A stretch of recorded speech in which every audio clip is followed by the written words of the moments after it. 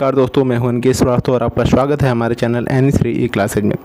दोस्तों 27 अगस्त 2024 से आपका एसएससी जीडी के फॉर्म अप्लाई होने वाले हैं, जो कि शुरू भी हो जाएंगे। तो दोस्तों मैं आपके सामने SSC GD most important PYQ लेके आया हूं, जो कि अति महत्वपूर्ण पिछले वर्षों में पूछे गए प्रश्नों का समूह है।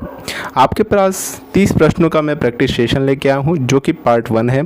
इसकी लैंग्वेज हिंदी रहने वाली है। तो दोस्तों यहाँ पे 30 प्रश्नों का प्रैक्टिस सेशन है, इसमें से आपको कम से कम 25 प्लस का टारगेट बना के चलना चाहिए। तो दोस्तों चलिए हम बिना देरी किए प्रश्नों की तरफ बढ़ते हैं।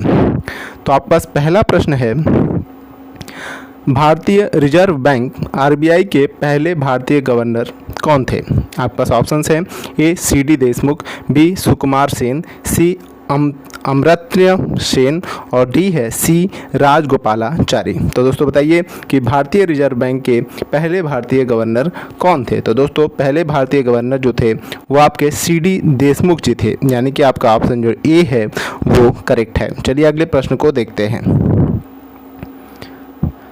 तो आपका अगला प्रश्न है कि निम्नलिखित में से किस वर्ष मणिपुर राज्य को अपनी पूर्ण आजीविका प्राप्त हुई?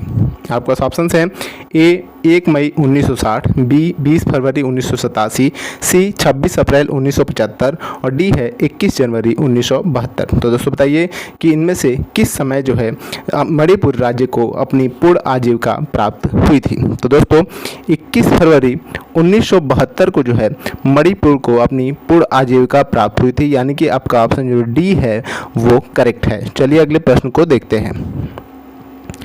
अगला प्रश्न है कि कौन सा विटामिन यूक्लिड एसिड और लाल रक्त कोशिकाओं के निर्माण में मदद करता है? आपके पास ऑप्शंस हैं, A vitamin B6, B vitamin C B3 और सी विटामिन B10 और डी है विटामिन B5। तो दोस्तों आपको ऑप्शन दिए गए हैं, बताइए कि कौन सा ऐसा विटामिन है जो यूक्लिड एसिड और लाल रक्त कोशिकाओं के निर्माण में मदद करता है?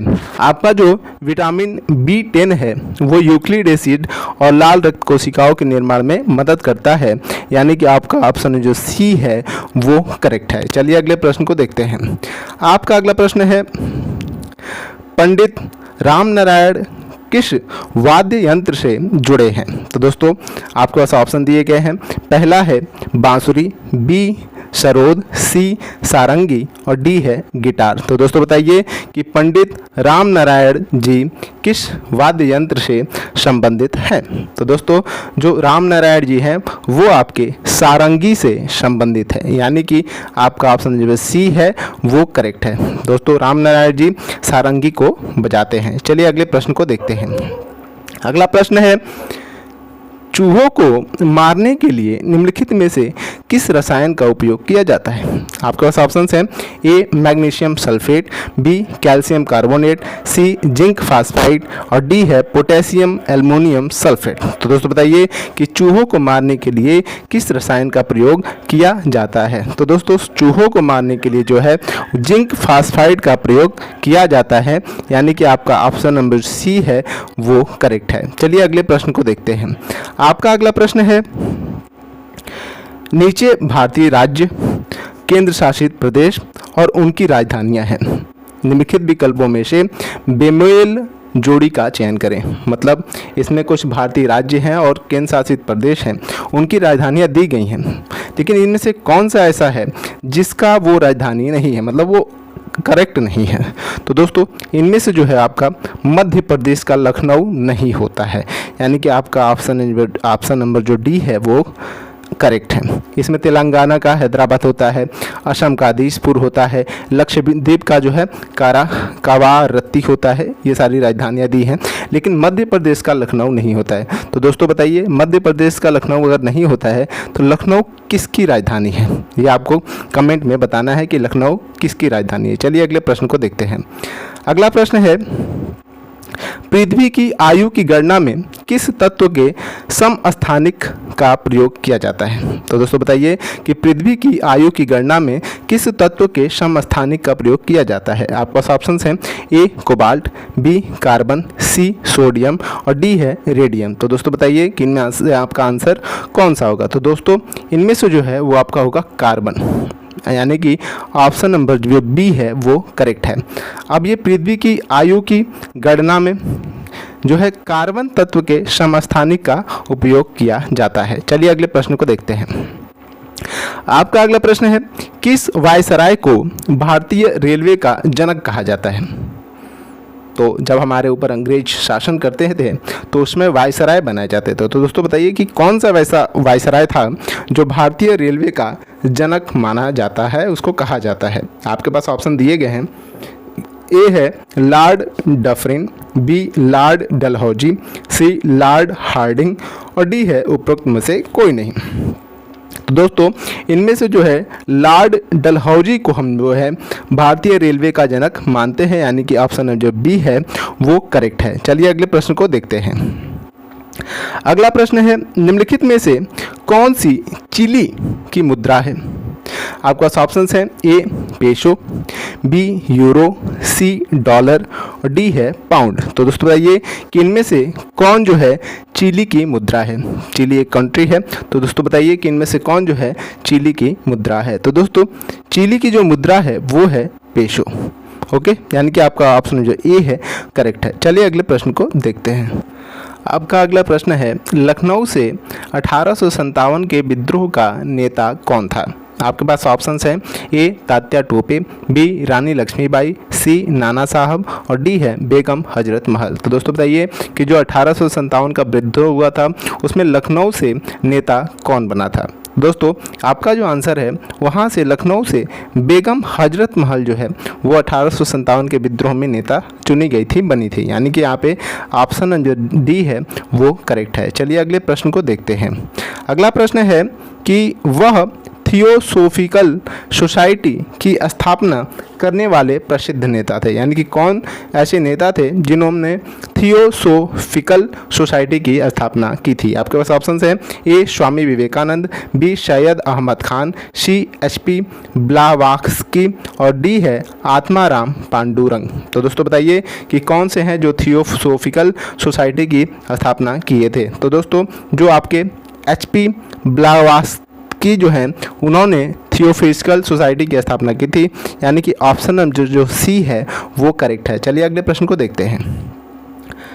अगला प्रश्न है कि क्वांटम थ्योरी ऑफ रेडिएशन का आविष्कार किसने किया था?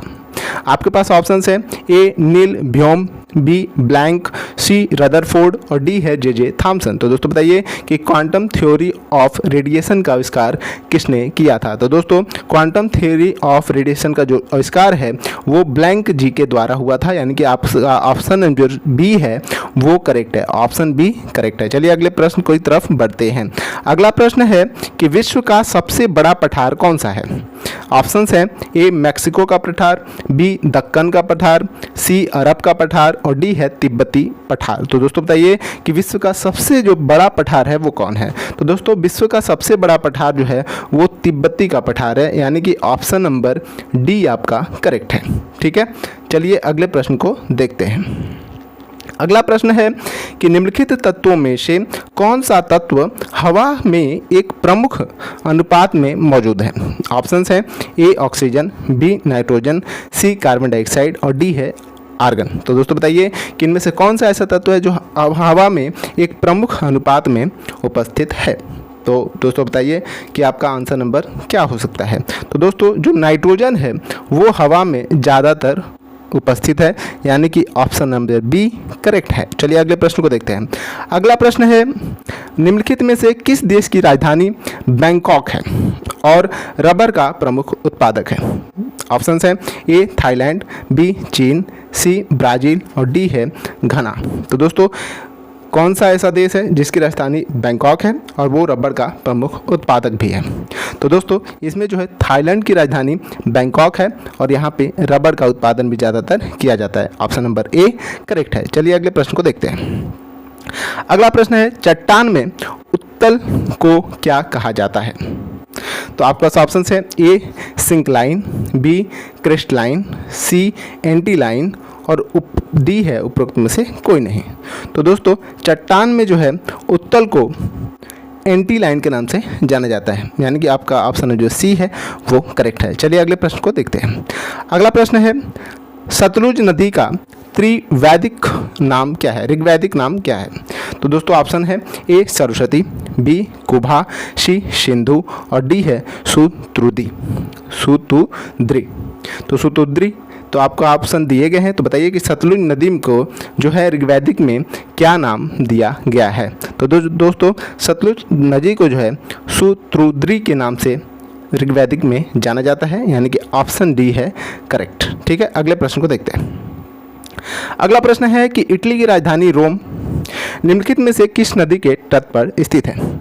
जो इटली की राजधानी आपका रोम है वो किस नदी के तट पर स्थित है? आपका ऑप्शन है ए टेम्स, बी तिबर, सी एवन और डी है टाइन। तो दोस्तों इनमें से कौन सा ऐसा नदी है जिसके किनारे रोम स्थित है? तो दोस्तों इनमें से जो है आपका तिबर नदी के किनारे रोम आपका स्थित है, ऑप्शन बी करेक्ट है। चलिए अगले प्रश्न की तरफ बढ़ते हैं। अगला प्रश्न है ऑप्टिकल फाइबर किस सिद्धांत पर काम करता है? ऑप्शंस है प्रकाश का विवर्तन, बी प्रकाश का अपवर्तन, सी पूर्ण आंतरिक परावर्तन, डी उपरोक्त में से कोई नहीं। तो दोस्तों बताइए कि ऑप्टिकल फाइबर जो है किस सिद्धांत पर काम करता है? तो दोस्तों ऑप्टिकल फाइबर जो है वो आपका पूर्ण आंतरिक परावर्तन पर सिद्धांत पर काम करता है, ऑप्शन सी करेक्ट है। ठीक है, अगले प्रश्न को देखते हैं। अगला प्रश्न है कि गन्ने की लाल जड़ के लिए कौन सा कवक जिम्मेदार है? मतलब जो गन्ने का जड़ लाल हो जाता है उस कलर के लिए कौन सा जो कवक है वो जिम्मेदार है? आपका ऑप्शन है मैग्नापोर्थे ओरेजा, बी पुकिनिया, सी पाइथियम डिबार्डियम और डी है कोलेट्रोट्रिचम फाल्कटम। तो दोस्तों ये ऑप्शन दिए गए हैं। तो बताइए कि गन्ने की जो लाल जड़ है उस किस कवक के कारण होता है? तो दोस्तों गन्ने का लाल जड़ जो है वो कोलेट्रोट्रिचम फाल्कम, यानी कि ऑप्शन डी करेक्ट है। ठीक है, चलिए अगले प्रश्न को देखते हैं। अगला प्रश्न है प्रधानमंत्री के कर्तव्य संविधान के किस अनुच्छेद के अंतर्गत आता है? मतलब प्रधानमंत्री का जो कर्तव्य है वो संविधान के किस अनुच्छेद के अंतर्गत आता है? ऑप्शंस है ए अनुच्छेद 78, बी अनुच्छेद 42, सी अनुच्छेद 19 और डी है अनुच्छेद 27। तो दोस्तों इसमें से कौन सा अनुच्छेद है जिसके तहत प्रधानमंत्री का कर्तव्य आता है? तो दोस्तों अनुच्छेद जो 78 है उसके अंतर्गत प्रधानमंत्री का कर्तव्य आता है, यानी कि ऑप्शन ए आपका करेक्ट है। चलिए अगले प्रश्न को देखते हैं। आपका अगला प्रश्न है कि न्यूजीलैंड की खोज करने वाला पहला यूरोपीय यात्री कौन था? आपका ऑप्शन है ए हाबिल तस्मान, बी वास्को डिगामा, सी हर्नान कोर्टेस और डी है जैक्स कार्टियर। तो दोस्तों बताइए कि न्यूजीलैंड की खोज करने वाला पहला यूरोपीय यात्री कौन था? तो दोस्तों न्यूजीलैंड की खोज करने वाला जो यात्री था वो था हाबिल तस्मान, यानी कि ऑप्शन ए आपका करेक्ट है। चलिए अगले प्रश्न को देखते हैं। अगला प्रश्न है कि भारत में रबी के मौसम में निम्नलिखित में से कौन सी फसल काटी जाती है? ऑप्शन है ए ज्वार, बी गेहूं, सी कपास और डी है जूट। तो दोस्तों बताइए कि इनमें से कौन सी फसल जो है रबी के मौसम में काटी जाती है? तो दोस्तों आपका जो है रबी के मौसम में आपका गेहूं काटा जाता है, ऑप्शन बी जो है वो आपका करेक्ट है। चलिए अगले प्रश्न को देखते हैं। अगला प्रश्न है कि बुलेट प्रूफ खिड़कियों में किस फाइबर का प्रयोग किया जाता है? आपको ऑप्शन दिए गए हैं। आपका ऑप्शन है नायलॉन सेक्स, बी है टेरिलिन, सी है पॉलीकार्बोनेट और डी है केवलर। तो दोस्तों बताइए कि इनमें से कौन सा फाइबर जो है आपका बुलेट प्रूफ खिड़कियों में प्रयोग किया जाता है? तो दोस्तों इसमें आपका पॉलीकार्बोनेट जो है वो बुलेट प्रूफ खिड़कियों में प्रयोग किया जाता है, यानी कि ऑप्शन सी आपका करेक्ट है। चलिए अगले प्रश्न को देखते हैं। अगला प्रश्न है किस भारतीय राज्य की सबसे लंबी तट रेखा है? आपका ऑप्शन है ए आंध्र प्रदेश, बी महाराष्ट्र, सी तमिलनाडु और डी है गुजरात। तो दोस्तों बताइए किस भारतीय राज्य की सबसे लंबी तट रेखा है? तो दोस्तों आपका जो है सबसे लंबी तट रेखा वाला भारतीय राज्य आपका गुजरात है, यानी कि ऑप्शन डी जो है वो करेक्ट है। चलिए अगले प्रश्न को देखते हैं। आपका अगला प्रश्न है निम्नलिखित में से किस प्रतिष्ठित व्यक्तित्व को सबसे पहले ज्ञानपीठ पुरस्कार मिला था? मतलब ऐसे कौन से व्यक्ति हैं जिन्होंने सबसे पहले ज्ञानपीठ पुरस्कार को पाया था? ऑप्शंस हैं ए प्रतिभा देवी सिंह पाटिल, बी आशापूर्णा देवी, सी विजया लक्ष्मी पंडित और डी है मार्गरेट आल्वा। तो दोस्तों बताइए कि इनमें से कौन से ऐसे व्यक्तित्व हैं जिन्होंने सबसे पहले ज्ञानपीठ पुरस्कार को पाया था? तो दोस्तों ज्ञानपीठ पुरस्कार को पाने वाली महिला आशापूर्णा देवी जी थी, यानी कि ऑप्शन बी आपका करेक्ट है। चलिए अगले प्रश्न को देखते हैं। अगला प्रश्न है, निम्नलिखित में से कौन सा कर प्रत्यक्ष कर नहीं है? ऑप्शंस है ए आयकर, बी संपत्ति कर, सी माल और सेवा कर और डी है मूल्य वर्धित कर यानी कि वैट। तो दोस्तों बताइए कि इनमें से कौन सा ऐसा कर है जो प्रत्यक्ष कर में नहीं आता है? तो दोस्तों आपका जो है माल और सेवा कर जो है वो प्रत्यक्ष कर के अंतर्गत नहीं आता है, यानी कि ऑप्शन नंबर जो सी है वो करेक्ट है। चलिए अगले प्रश्न को देखते हैं। अगला प्रश्न है, किस घटना के कारण आकाश का रंग नीला होता है? बताइए दोस्तों कि आप ऑप्शंस हैं ए प्रकाश का विवर्तन, बी प्रकाश का प्रकीर्णन, सी प्रकाश का परावर्तन और डी है प्रकाश का अपवर्तन। तो दोस्तों बताइए कौन सी ऐसा घटना है जिसके कारण आकाश का रंग नीला होता है? तो दोस्तों आकाश का रंग नीला होने का जो कारण है वो है प्रकाश का प्रकीर्णन, यानी कि ऑप्शन बी आपका करेक्ट है। ठीक है, चलिए अगले प्रश्न को देखते हैं। अगला प्रश्न है कि प्रसिद्ध पुस्तक the God of small things के लेखक कौन है? मतलब the God of small things को किसने लिखा है? आपको ऑप्शन है अनीता देसाई, बी जेवियर मोरो, सी चित्रा सुब्रमण्यम और डी है अरुंधति रॉय। तो दोस्तों बताइए कि इनमें से कौन जो है the God of small things को लिखे हैं? तो दोस्तों इनमें से अरुंधति रॉय जी ने the God of small things को लिखा है, यानी कि ऑप्शन जो डी है वो करेक्ट है। ठीक है दोस्तों, बढ़ते हैं हम अपने लास्ट प्रश्न की तरफ। आपका अंतिम प्रश्न है कि भारतीय संविधान के किस संशोधन अधिनियम ने पंचायतों की शुरुआत की? ऑप्शंस हैं ए 73वां, बी 42वां, सी 61वां और डी है 13वां। तो दोस्तों बताइए कि भारतीय संविधान के किस संशोधन अधिनियम में पंचायतों की शुरुआत की थी? तो दोस्तों इसमें जो है वो 73वां है। ठीक है, यानी कि ऑप्शन ए आपका करेक्ट है। ठीक है दोस्तों, ऐसे ही मैं अगले पार्ट में फिर से आपके पास 30 प्रश्नों का एक स्पेशल सेशन लेके आऊँगा, जिसे आप सॉल्व करेंगे और धीरे धीरे जीडी के सारे जीके क्वेश्चंस आपके रेडी हो जाएंगे। सारे पीवाईक्यू मैं ऐसे सॉल्व करा दूंगा। ठीक है, आप लोगों ने मेरे वीडियोज़ को देखा इसलिए आपको बहुत बहुत धन्यवाद। मिलते हैं आपसे अगले वीडियो में।